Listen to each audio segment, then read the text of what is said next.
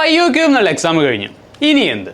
നിങ്ങൾക്ക് പലർക്കും ഉണ്ടായിരിക്കുന്ന ഒരു ക്വസ്റ്റ്യൻ ആയിരുന്നു IOQ കഴിഞ്ഞാൽ ഇനി വേറെ ഏത് കോമ്പറ്റേറ്റീവ് എക്സാമുകളാണെന്നുള്ളത്. അതിൻ്റെ ഒരു വീഡിയോ ആയിട്ടാണ് നമ്മൾ ഇന്നിവിടെ വന്നിട്ടുള്ളത്. ഓക്കെ, സോ IOQനെ കുറിച്ച് ഫസ്റ്റ് ഒരു ഇൻട്രൊഡക്ഷൻ തരാം. അത് കഴിഞ്ഞിട്ട് വേറെ ഏതൊക്കെ കോമ്പറ്റേറ്റീവ് എക്സാമിനേഷൻ ഉണ്ട് നിങ്ങൾക്ക് ക്ലാസ് 9 ഉള്ള സ്റ്റുഡൻസിന് അറ്റംപ്റ്റ് ചെയ്യാൻ പറ്റും എന്നുള്ളതിൻ്റെ ഒരു ഡീറ്റെയിൽ വീഡിയോ ആണ് ഇന്നിവിടെ ചെയ്യാൻ പോകുന്നത്. ഓക്കെ, സോ IOQനെ കുറിച്ച് നിങ്ങൾക്ക് അറിയുന്നുണ്ടാവും. IOQ എന്ന് വെച്ചാൽ എന്താ? ക്ലാസ് 8 മുതൽ 12th വരെയുള്ള സ്റ്റുഡൻസിന് നടത്തുന്ന ഒരു എക്സാമാണ് IOQ. സോ 3 hour ഡ്യൂറേഷൻ ആയിരിക്കും IOQ എന്നുള്ള എക്സാം ഉണ്ടായിരിക്കുക. എന്താണ് IOQ? Indian Olympiad qualifier in mathematics. Okay, IOQനെ കുറിച്ചുള്ള ഡീറ്റെയിൽഡ് ആയിട്ടുള്ള ഒരു വീഡിയോ ഉണ്ട്.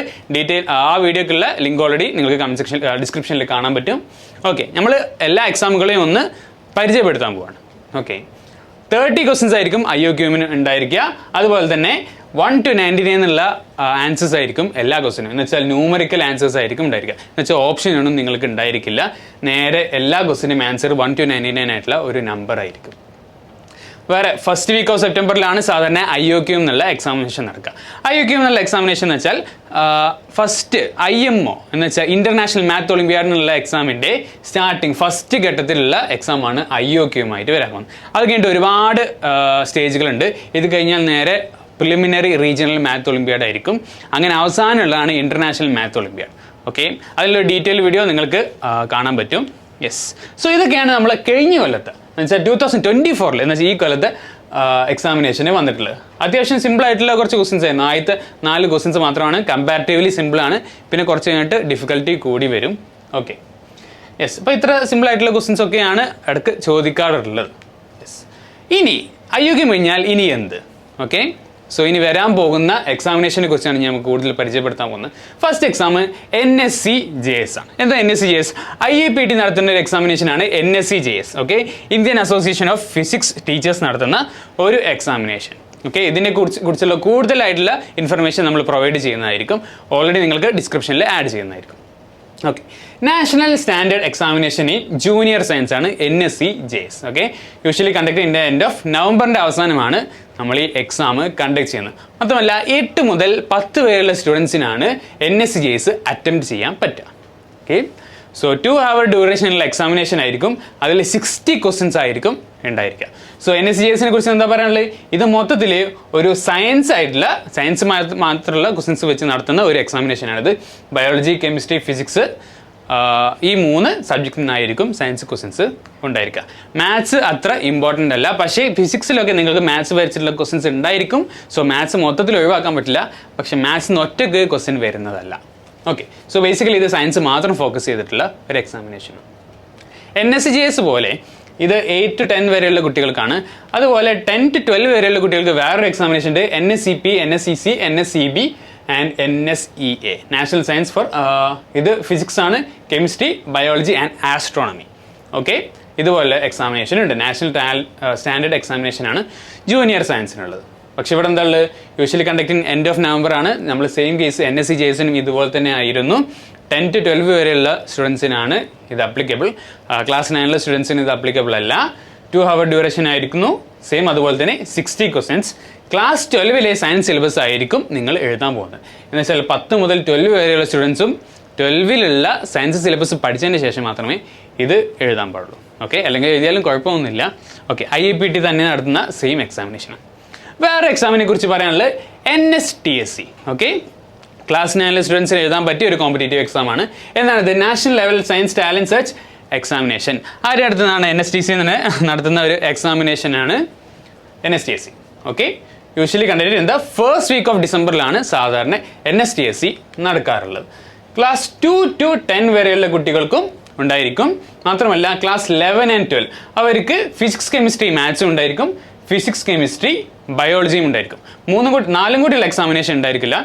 PCMB ആയിട്ടുള്ള എക്സാം ഉണ്ടായിരിക്കില്ല.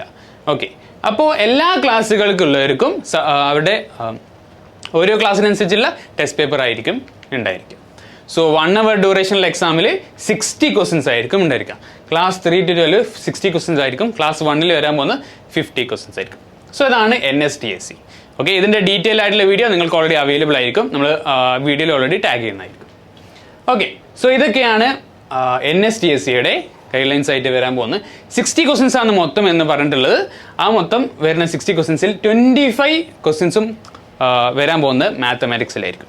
സോ അത്രയും ഇമ്പോർട്ടൻ്റ് ആയിട്ടുള്ള മാത്തമാറ്റിക്സിന് അത്രയും ഇമ്പോർട്ടൻസ് കൊടുക്കുന്ന ഒരു എക്സാമിനേഷനാണ് NSTSC ആയിട്ട് വരാൻ പോകുന്നത്. ഇതിൽ ക്രിട്ടിക്കൽ തിങ്കിങ് എന്നുള്ള ഒരു ചാപ്റ്റർ കൂടി ഉണ്ടായിരിക്കും. ഒരു സബ്ജക്റ്റ് കൂടി ഉണ്ടായിരിക്കും. So mental ability type questions ആയിരിക്കും ക്രിട്ടിക്കൽ തിങ്കിങ്ങിൽ വരാൻ പോകുന്നത്. ഓക്കെ, ഇനി അടുത്തൊരു എക്സാമിനേഷനാണ് MTSC. MTSC വളരെ നിങ്ങൾ അത്യാവശ്യം കേട്ട് കാണാൻ സാധ്യതയുള്ള ഒരു എക്സാമിനേഷൻ കൂടിയാണ്.